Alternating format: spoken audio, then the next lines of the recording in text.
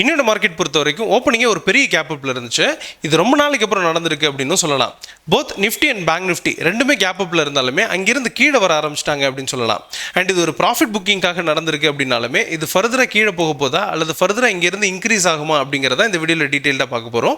அது இல்லாமல் இன்றைக்கி நடந்த நியூஸஸ் என்ன அப்படிங்கிறதையும் இந்த வீடியோவில் டீட்டெயில்டாக பார்த்துடலாம். அண்ட் நாளைக்கான நிஃப்டி பேங்க் நிஃப்டிக்கான டெக்னிக்கல் வியூ என்ன அப்படிங்கிறதையும் நம்ம ட்ரேட் எம்பர் மெத்தடில் அனலைஸ் பண்ணிடலாம்.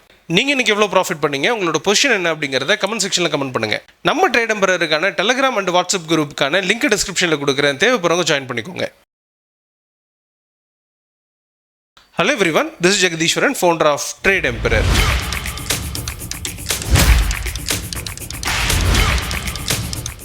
நம்ம ட்ரேட் எம்பரில் 2 நியூ செஷன் ஸ்டார்ட் பண்ணுறோம். இது செப்டம்பர் 10th அன்னைக்கு மார்னிங் 10:30, ஈவினிங் 6:30 2 செஷன்ஸ் அவைலபிளாக இருக்குது. ரெண்டுமே பார்த்தீங்கன்னா சைமல்டேனியஸாக போகும். சப்போஸ் பார்த்தீங்கன்னா இந்த ஷிஃப்ட் பேசிஸில் ஒர்க் பண்ணுறவங்களுக்கு மார்னிங் 1 வீக்கும் ஈவினிங் 1 வீக்கும் அட்டன் பண்ணுறதுக்கான வாய்ப்பும் கிடைக்கும்.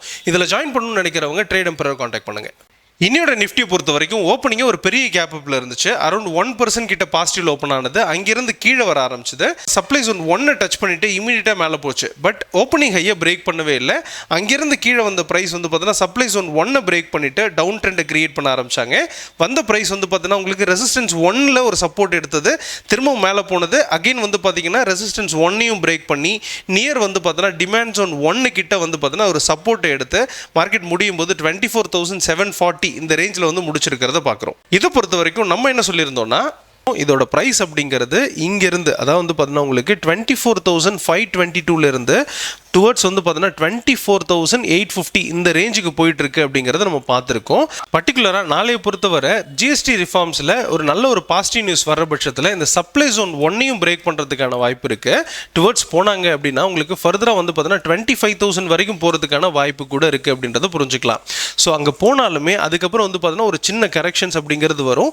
அப் டு பார்த்தீங்கன்னா உங்களுக்கு 24,640 இந்த ரேஞ்ச் திரும்பவும் பார்த்தீங்கன்னா மேலே போகிறதுக்கான வாய்ப்பு இருக்குது. ஸோ ஓவரால் வியூ இதுதான். இதுக்குள்ளார தான் இந்த பிரைஸ் அப்படிங்கிறது மொமெண்டம் அப்படிங்கிறது கொடுத்துட்டு இருக்கும். இதை பொறுத்த வரைக்கும் நம்ம சொன்ன மாதிரியே பிரைஸ் பார்த்தீங்கன்னா ஒரு சின்னதாக ஒரு அப் ட்ரெண்ட் கிரியேட் பண்ணி அப் டு பார்த்தீங்கன்னா 25,000 வரை போயிட்டு திரும்ப டவுன் ஆகும் அப்படிங்கிற ஓவரால் வியூ அப்படிங்கிறது நம்ம கொடுத்துருக்கோம். பட் இமீடியட்டாக ஓப்பனிங்கே பார்த்தீங்கன்னா உங்களுக்கு டிமாண்ட் ஜோன் 1 அதாவது பார்த்தீங்கன்னா 24,700 டச் பண்ணிட்டு மேலே போகும் அப்படின்றத எதிர்பார்த்துருந்தோம். பட் ஓப்பனிங்கே பார்த்தீங்கன்னா உங்களுக்கு சப்ளை ஜோன் நம்ம என்ன எதிர்பார்த்தோமோ அதுக்கு மேலே தான் ஓப்பன் ஆனாங்க. ஸோ அந்த ரேஞ்சிலேருந்து ஓப்பன் ஆனது அதுலேருந்து பார்த்தீங்கன்னா உங்களுக்கு கீழே வர வேண்டிய டைரக்ஷன், ஏன்னா போக வேண்டிய இடத்த ரீச் பண்ணிடுச்சு. ப்ரைஸ் இப்போதைக்கு கரெக்ஷன்ஸ் கொடுக்கறதுக்காக கீழே வந்திருக்கு அப்படிங்கிறது பார்க்குறோம். நியர் நம்ம எதிர்பார்த்த ரேஞ்ச் கிட்ட வரைக்கும் வந்திருக்கிறத நம்மளால புரிஞ்சுக்க முடியாது. இது ஃபர்தராக கீழே தான் இறங்க போதா, இந்த கரெக்ஷன் கண்டினியூ ஆக போதா, இல்லை பிரேக் அவுட் கொடுக்குமா அப்படிங்கிறத பற்றி தான் இந்த வீடியோவில் டீட்டெயில்டாக பார்க்க போகிறோம். அதுக்கு முன்னாடி ஓப்பன் இன்ட்ரெஸ்ட் வேர்ல்டு மார்க்கெட் பார்த்துடலாம். வேர்ல்டு மார்க்கெட் பொறுத்த வரைக்கும் பார்த்தீங்கன்னா உங்களுக்கு யூரோப்பியன் மார்க்கெட் பொறுத்த வரைக்கும் ஃப்ளாட்டாக ஓப்பன் ஆகி இன்க்ரீஸ் ஆகிட்டு இருக்கு அப்படின்னு சொல்லலாம். இதோட கண்டினியூவேஷன்ஸ் யூஎஸ்லையும் ரிஃப்ளெக்ட் ஆகலாம். அப்படின்னும் போது ஓப்பனிங்கே பார்த்தீங்கன்னா ஃப்ளாட் டு பாசிட்டிவ் இருக்கலாம் அல்லது கேப் அப்ல இருந்து மேலே போகிறதுக்கான வாய்ப்பு இருக்குது அப்படிங்கிறத புரிஞ்சுக்கலாம். இதோட கண்டினியூவேஷன்ஸ் இருக்கிற பட்சத்தில் உங்களுக்கு ஏஷியா பார்த்தீங்கன்னா உங்களுக்கு ஓப்பனிங்கே ஃப்ளாட்டாவோ அல்லது கேப் அப்ல ஓப்பன் ஆகி கீழே இறங்குறதுக்கான வாய்ப்பு இருக்குது அப்படிங்கிற அந்த வியூ இதுலேருந்து எடுத்துக்க முடியும். அப்போ நாளையோட மார்க்கெட் பார்த்தீங்கன்னா ஒரு சின்ன பாசிட்டிவ்ல இருந்து கீழே இறங்கும் அப்படிங்கிற அந்த வியூ நம்ம இதுலேருந்து எடுத்துக்கலாம். இதோட சேர்த்து ஓப்பன் இன்ட்ரெஸ்ட்டையும் அனலைஸ் பண்ணிடலாம். ஓப்பன் இன்ட்ரெஸ்ட் பொறுத்த வரைக்கும் call and put traders compare பண்ணும்போது கால் ரேட்டர்ஸ் ரொம்பவே அதிகமாயிட்டாங்க அப்படிங்கிறத நம்ம பார்க்குறோம். அண்ட் பிசிஆர் ரேஷியோ 0.73 நியர்லி பார்த்தீங்கன்னா ஒரு சைட் வேஸ் டு டவுன் ட்ரெண்டில் இருக்குது அப்படிங்கிறத இந்த இடத்துல புரிஞ்சுக்க முடியும். அண்ட் இன்னும் பார்த்தீங்கன்னா உங்களுக்கு ஹெவியான கால் ரேட்டர்ஸ் அப்படிங்கிறவங்க இருந்திருக்காங்க. இதை பார்த்துருந்தோம்னா இன்னைக்கு மார்க்கெட் மேலவே போகாது அப்படிங்கிறத கன்க்ளூட் பண்ணியிருக்க முடியும் இன்னையோட ஓப்பன் இன்ட்ரெஸ்ட் அனாலிசிஸ் பொறுத்தவரை. எனிவே இது ஃபர்தராக எப்படி இருக்கும் அப்படிங்கிறத நம்ம ட்ரேட் எம்பர் மெத்தடில் அனலைஸ் பண்ணிடலாம். நம்ம கொடுக்கக்கூடிய வியூ நம்ம ட்ரேட் எம்பர் மெத்தட் எந்த அளவுக்கு அக்யூரேட்டா இருக்கு அப்படிங்கறத ப்ரூவ் பண்றதுக்காக தான். இதை பார்த்துட்டு யாரும் ட்ரேட் பண்ண வேண்டாம். அப்படி ட்ரேட் பண்றதுனா ப்ராப்பரா லேர்ன் பண்ணிட்டு ட்ரேட் எடுங்க. நிஃப்டியோட டெக்னிக்கல் வியூ பொறுத்த வரைக்கும் நம்ம ட்ரேட் எம்பர் மெத்தடில் 3 சப்போர்ட்டையும் 3 ரெசிஸ்டன்ஸையும் ஐடென்டிஃபை பண்ணுறோம். இன்னோட மார்க்கெட் பொறுத்த வரைக்கும் நல்ல ஒரு கேப் அப்பில் தான் இருந்துச்சு. அதுக்கு முக்கியமான காரணம் என்னன்னா ஜிஎஸ்டியில் நிறைய சேஞ்சஸ் அப்படிங்கிறது கொடுத்துருக்காங்க. இதனால கேஷ் ஃப்ளோ அதிகமாகும் அப்படிங்கிற அந்த எக்ஸ்பெக்டேஷன் இருக்குது அப்படிங்கிறத நம்ம ஆல்ரெடி பார்த்துருந்தோம். ஸோ இப்போ இருக்கக்கூடிய இதில் பார்த்தீங்கன்னா எந்தெந்த இண்டஸ்ட்ரி பெட்டராக இருக்குது அப்படிங்கிறதும் எந்தெந்த ஸ்டாக்ஸ் நல்லா பெர்ஃபார்ம் பண்ணியிருக்கோ அதுக்கெலாம் ஒரு பாசிட்டிவ் நியூஸ் கொடுத்துருக்காங்க அப்படின்றத புரிஞ்சுக்கலாம். ஓவராலாக செக்டார்ஸ் பொறுத்த வரைக்கும் பார்த்தீங்கன்னா உங்களுக்கு ஆட்டோ இண்டஸ்ட்ரி அதில் பார்த்தீங்கன்னா M&M நல்லா பெர்ஃபார்ம் பண்ணியிருக்கு, மதர்சம் சுமி இதெல்லாம் நல்லா பெர்ஃபார்ம் பண்ணியிருக்கிறத பார்க்க முடியாது. இது இல்லாமல் பார்த்தீங்கன்னா உங்களுக்கு ஐசிஐசி ஜென்ரல் இன்சூரன்ஸ் இந்த மாதிரி இன்சூரன்ஸ் கம்பெனி பாலிசி பஜார் இதெல்லாம் நல்லாவே பெர்ஃபார்ம் பண்ணியிருக்கிறத பார்க்க முடிஞ்சது. அண்ட் இது மட்டும் இல்லாமல் உங்களுக்கு பர்டிகுலராக எஃப்எம்சிஜி தான் வந்து பார்த்தீங்கன்னா எல்லா ஸ்டாக்குமே பெர்ஃபார்ம் பண்ணியிருக்கிறது பார்க்க முடிஞ்சது. பிரிட்டானியா, கோல்பால், அது இல்லாமல் வந்து பார்த்தீங்கன்னா உங்களுக்கு அந்த டாபர் இதெல்லாம் வந்து பார்த்தீங்கன்னா நல்லா பெர்ஃபார்ம் பண்ணியிருந்தது பார்க்க முடிஞ்சது. அதாவது கம்பெனிஸ் எல்லாமே வந்து பார்த்தீங்கன்னா இந்த எஃப்எம்சிஜி எல்லாமே நிறைய இன்ட்ரெஸ்ட் காட்டியிருக்காங்க இன்வெஸ்ட் பண்ணுறதுல. ஸோ இது ஃபர்தராக மேலே போகிறதுக்கான வாய்ப்பு இருக்குது அப்படிங்கிறத புரிஞ்சுக்கலாம். ஸோ ஓவரால் மார்க்கெட் வந்து பார்த்தீங்கன்னா மேலே ஓப்பன் ஆயிருந்தாலுமே, அதாவது இந்த ஜிஎஸ்டி கவுன்சில் மீட்டிங்கில் பாசிட்டிவ் இருந்தது, பெருசாக மேலே போயிருந்தாலுமே ரொம்ப பீக் வந்துட்டாங்க. அதில் ஒரு ப்ராஃபிட் புக்கிங்காக கீழே இறங்கியிருக்கு அப்படிங்கிறது இந்த இடத்துல நம்ம புரிஞ்சுக்கிறோம். இப்போ இருக்கக்கூடிய இடத்துல இருந்து ப்ரைஸ் என்ன ஆகலாம் அப்படிங்கிறது தான் நம்ம புரிஞ்சுக்க போகிறோம். ஸோ ப்ரைஸ் வந்து ஒரு சின்னதாக கீழே வர்றதுக்கான வாய்ப்பு அப்படிங்கிறது இருக்குது. ப்ரைஸ் இங்கேருந்து வந்து பார்த்தீங்கன்னா ஒரு சின்னதாக ஒரு கரெக்ஷன்ஸ் நியர் வந்து பார்த்தீங்கன்னா உங்களுக்கு டிமாண்ட் ஜோன் 1 வந்துட்டு 24,700 நியரில் வந்து பார்த்தீங்கன்னா ஒரு சப்போர்ட் எடுத்து திரும்ப வந்து பார்த்தீங்கன்னா ஓவராலாக இதோட ப்ரைஸ் 25,200 வரை போகலாம் அப்படிங்கிற அந்த எக்ஸ்பெக்டேஷன் இருக்குது. இன்னுமே கூட கொஞ்சம் கீழே வர்றதுக்கு கூட வாய்ப்பு இருக்குது அப்படிங்கிறதையும் புரிஞ்சுக்கலாம். அப்போ நம்ம இந்த இடத்துல எப்படி இந்த ப்ரைஸ் மூவ் ஆகும் அப்படிங்கிறத அனலைஸ் பண்ணோம்னா, இப்போதைக்கு வந்து பார்த்தீங்கன்னா ப்ரைஸ் கீழே போகணும் அப்படிங்கிறது தான் வியூவாக இருக்குது. இப்போ இருக்கக்கூடிய இடத்துலேருந்து வந்து பார்த்தீங்கன்னா உங்களுக்கு நியர் டிமாண்ட் ஜோன் வரைக்கும் வந்துட்டு சின்னதாக வந்து பார்த்தீங்கன்னா உங்களுக்கு ஒரு டவுன் ட்ரெண்ட் கிரியேட் பண்ணிட்டே வரலாம். பட் இங்கே நியர்ல டிமாண்ட் இருக்கிறதுனால இந்த இடத்துல வந்து பார்த்தீங்கன்னா ப்ரைஸ் மேலே வர்றதுக்கான வாய்ப்பு இருக்குது. அப்போது டெசிஷன்ஸ் எதுவும் இந்த இடத்துல எடுக்கக்கூடாது அல்லது எடுக்க மாட்டாங்கன்றதை புரிஞ்சுக்கிட்டு வெயிட் பண்ணணும் அப்படிங்கிறதும், அண்ட் இந்த ப்ரைஸ் வந்து பார்த்தீங்கன்னா எதுக்கு மேலே இருக்கிற பட்சத்தில் கொஞ்சம் பாசிட்டிவாக மாறும் அப்படிங்கிறத அனலைஸ் பண்ணோம்னா, நியர் வந்து பார்த்தீங்கன்னா உங்களுக்கு சப்ளை ஜோன் 2க்கு மேலே இருந்துச்சுன்னா கொஞ்சம் ஸ்ட்ராங்காகவே மாறும் அப்படிங்கிறது புரிஞ்சுக்கிறோம். இந்த ஜோனை பொறுத்த வரைக்கும் பார்த்தீங்கன்னா ரிஸ்கான ஜோனாக ஐடென்டிஃபை பண்ணிடலாம் அப்படிங்கிறத புரிஞ்சுக்கலாம். அப்போது இந்த சப்ளை ஜோன் 2 24,837க்கு மேலே சஸ்டெயின் ஆச்சுன்னா ப்ரைஸ் வந்து பார்த்தீங்கன்னா ரெசிஸ்டன்ஸ் 1க்கு போகும். அண்ட் அங்கேருந்து ஒரு சின்ன கரெக்ஷன் கொடுத்து திரும்ப வந்து பார்த்தீங்கன்னா ரெசிஸ்டன்ஸ் 2ஆக இருக்கக்கூடிய 25,206 இந்த ரேஞ்ச் வரைக்கும் போகுன்றது ஓவரால் எக்ஸ்பெக்டேஷனாக இருக்குது. ப்ரைஸ் ஓவராலாக இப்போ கீழே தான் இறங்கிட்டு இருக்கு அப்படிங்கிறதும், இது மேலே போகணுங்கிற கன்ஃபர்மேஷன்ஸ் கிடைச்சா மட்டும்தான் மேலே போகும் அப்படிங்கிறதும், அதாவது கன்ஃபர்மேஷன்ங்கிறது நான் சொல்கிறது சப்ளை ஜோன் 2ஆக இருக்கக்கூடிய 24,837-38 இதுக்கு மேலே சஸ்டெயின் ஆனால் தான் மேலே போகுன்றதையும் புரிஞ்சுக்கலாம். சப்போஸ் நாளைக்கு இந்த ப்ரைஸ் வந்து பார்த்தீங்கன்னா உங்களுக்கு கொஞ்சம் கீழே இறங்கிட்டாலே இந்த சப்ளை ஜோன் 1க்கு மேலே இருந்துச்சுனாலே ஸ்ட்ராங் ஆகிடும் அப்படிங்கிறதையும் அடிஷ்னல் நோட்டாக எடுத்துக்கணும்.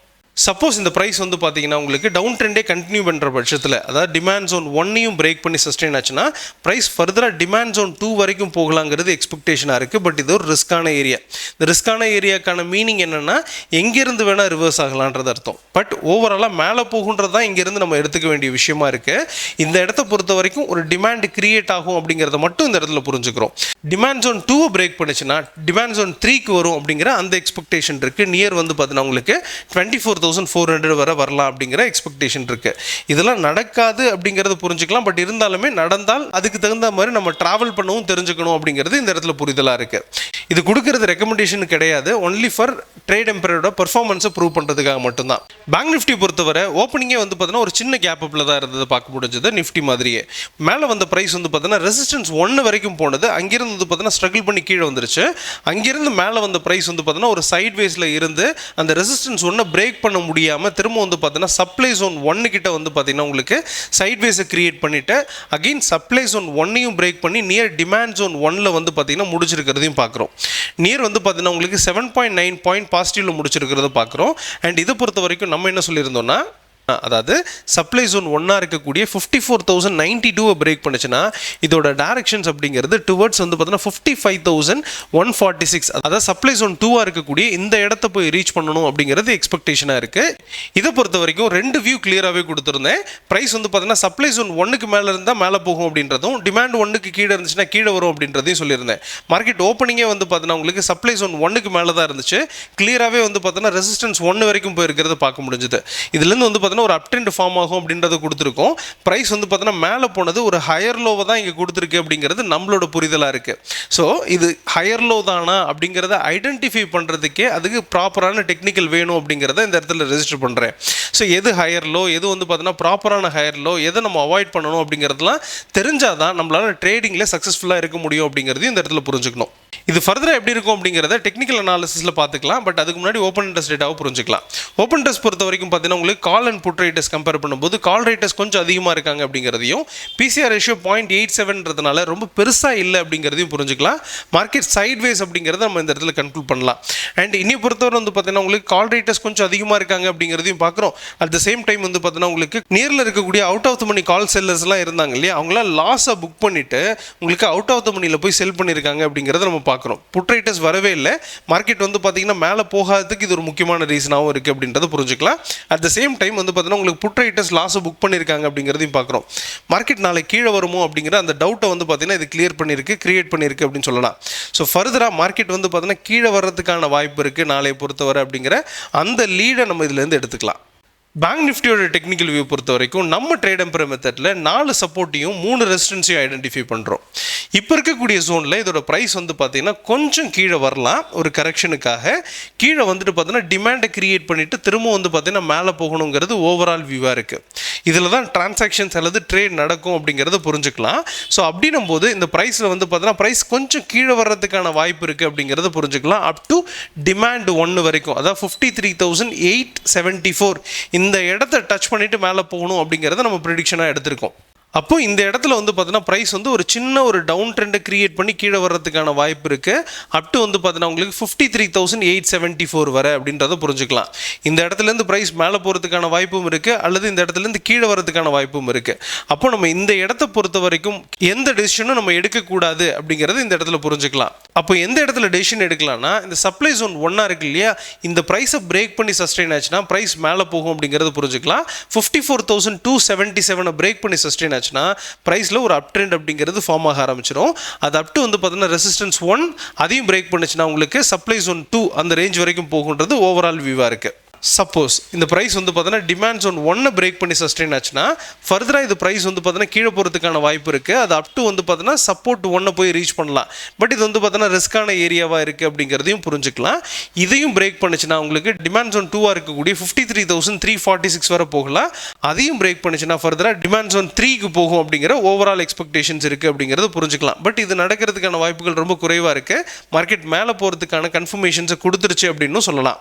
ஸோ ஓவராலாக சப்ளை ஜோன் 1 பிரேக் பண்ணிச்சுன்னா ஃபர்தராக இது சப்ளை ஜோன் 2 வரைக்கும் போகுன்றது எக்ஸ்பெக்டேஷனாக இருக்குது. அதுக்கான கன்ஃபர்மேஷன் டைம் ஃப்ரேம்லாம் பார்த்துட்டு தான் ட்ரேட் எடுக்கணும். இது அப்படியே கால்ஸாவோ ரெக்கமெண்டேஷன்ஸாவோ எடுத்து ட்ரேட் பண்ண வேண்டாம் அப்படிங்கிறதும் அட்வைஸாக கொடுத்துட்றேன்.